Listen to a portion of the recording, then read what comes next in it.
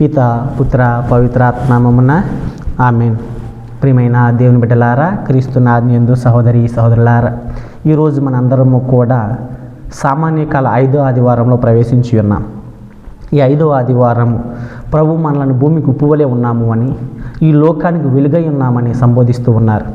అలా చెబుతూ ఉప్పు తన ఉప్పదనాన్ని కోల్పోయిన యెడల పారవేయబడుతుంది అని ఒక మాట పలికారు. అనగా మానవుడు తన యొక్క స్వభావమును, తన యొక్క తత్వాన్ని కోల్పోయిన యెడల వారు అంధకారము నెట్టివేయబడతారు, వారి లోకానికి వెలుగుగా ఉండలేకపోతారు. అనగా ఆ యొక్క తత్వాన్ని మనం కాపాడుకోవాలి, ఆ స్వభావముతో అనుదినము నిలబడి ఉండాలి. మరి అటువంటి యొక్క మానవ స్వభావం ఏమిటి, అది ఎక్కడి నుంచి వచ్చినది అనేది మనము పరిశీలించి చూస్తే అది ఆదికాండము 1వ అధ్యాయము 26-27 వచనాలను మనం నడిపిస్తూ ఉంది.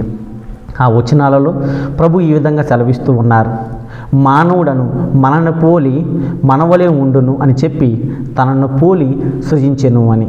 అనగా దేవుని పోలి మనిషిని చేశాడు. ఇదే మాటను కీర్తనాకారుడు 8వ అధ్యాయము 5వ వచనం సెలవిస్తూ నరుణ్ణి తనకంటే కొంచెం తక్కువగా మాత్రమే చేశాడు అని.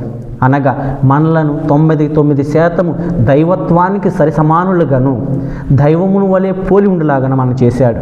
అందుకని ప్రభు సైతం అంటున్నారు, మీరు దేవుని పుత్రులు అని. అనగా దేవుని యొక్క వారసులు ఆయన పోలి ఉంటారు, ఆయన స్వభావాన్ని పోలి ఉంటాము అని ఆయన సెలవిచ్చారు. దేవుని బిడ్డలారా, మరి అట్టి స్వభావమును, మనలో ఉన్నటువంటి దైవత్వమును మనం మేల్కొల్పి మనలో దాగి ఉన్నటువంటి దైవ వెలుగును ప్రజ్వలింపచేస్తూ వెలుగొందిస్తూ మనం ముందుకు నడుచుకుంటూ పోవాలి, దాన్ని కాపాడుకుంటూ పోవాలి.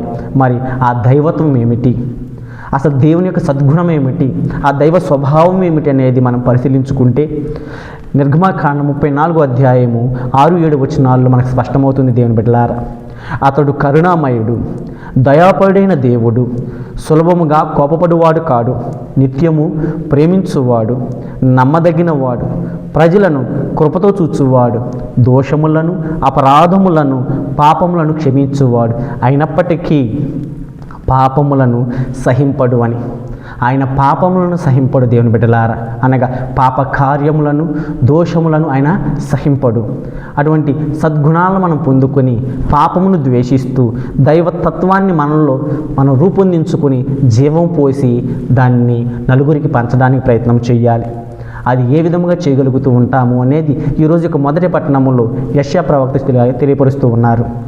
అది ఏమిటి అనగా, భోజనము ఆకలి కొని వారికి వడ్డించండి, ఇల్లు వాకిలి లేని వారికి ఆశ్రమం ఇవ్వండి, బట్టలు లేని వారికి దుస్తులు ఇవ్వండి, బంధువుల సహాయమును నిరాకరించకండి, బాధితులను ఆదుకొనండి, ఇతరులను పీడింపకండి, అవమానింపకండి, దుష్ట వాక్కులు పలకకండి అని ఆయన మనకి ఈరోజు సెలవిస్తూ ఉన్నారు.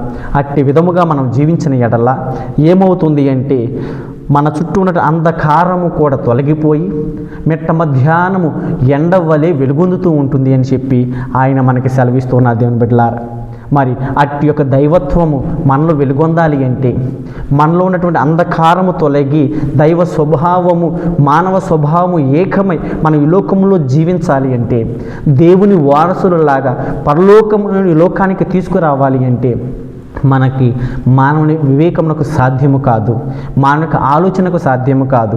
ఎందుకంటే ఈరోజు 2వ పట్టణములో పునీత పౌలు గారు సెలవిస్తూ ఉన్నారు, మన విశ్వాసము మానవ వివేకం పైన కాకుండా దేవుని శక్తిపై నిలిచి ఉన్నది అని. అనగా మన యొక్క శక్తిని సామర్థ్యాలను నమ్ముకోకుండా, మన వివేక విజ్ఞానాలను నమ్ముకోకుండా దేవుని యందును దేవుని యొక్క శక్తి యందును విశ్వాసం ఉంచి నడుచుకోవాలి. ఎందుకనగా సామెతల గ్రంథములు 14వ అధ్యాయం 12వ వచనంలో ఒక మాట ఉంటున్నది, మంచి మార్గం వల్ల కనిపించుతున్నప్పటికీ కడకు మృత్యువు లోకమును కొనిపోవును అని. అనగా మానవ వివేకమునకు విజ్ఞానమునకు మంచి అనిపించేది ఈ లోకములో ఒక్కొక్కసారి మనలను అది మృత్యు లోకానికి, మరణానికి, నరకానికి దారితీస్తూ ఉంటూ ఉంది. దేవుని బిడ్డలారా, అనగా మనం దేవుని శక్తిని పైన ఆధారపడుతూ మనన్న దైవత్వమును ఆయన బలపరచమని, ఆ స్వభావమును వినిదీసుకురామని, ఆ స్వభావము క్రీస్తు మహాజ్యోతిగా మనలో వెలుగొందాలి అని ఆయన సంబోధిస్తూ ఉన్నారు. అట్టి సంబోధిస్తూ ఆయన ఒక మాటని ఈరోజు స్వార్థ పట్టణంలో సెలవిస్తున్నారు. దేవుని బిడ్డలారా, ప్రజలు మీ సత్కార్యమును చూసి పరలోకమందున్న మీ తండ్రిని సన్నుతించుటకు మీ వెలుగును వారి ఎదుట ప్రకాశింపనిండు అని. అనగా మనములో ఉన్నటువంటి దైవత్వమును వెనుదిరిగి తీసుకువచ్చి సత్కార్యాలతో, మంచి కార్యాలతో, పాపములను ద్వేషిస్తూ, పాప కార్యములను విస్మరిస్తూ మనము దేవునికి సాక్షులలాగా, దేవుని యొక్క బిడ్డలలాగా, దేవుడు మనలో ఉన్నాడు అని స్మరించుకుంటూ మనలో ఉన్నటువంటి ప్రభువును నలుగురికి చూపించాలి. అందుకని ఈరోజు మనం గ్రహించుకోవాలి, మనలో ఉన్నటువంటి మానవత్వము, మనలో ఉన్న తత్వము, మనలో ఉన్న స్వభావము అది దైవ స్వభావము. ఎందుకనగా నీవు నేను దేవుని పోలి లోకములో ఉంటూ ఉన్నాం. కాబట్టి ఆ ప్రభువు నీలో ఉన్నాడు అని, ఆ ప్రభు నీలో మమేకమై ఉన్నాడు అని, నీలో ఏకమై ఉన్నాడు అని తెలుసుకుని ఈ లోకములో జీవించడానికి ప్రయత్నం చేద్దాం.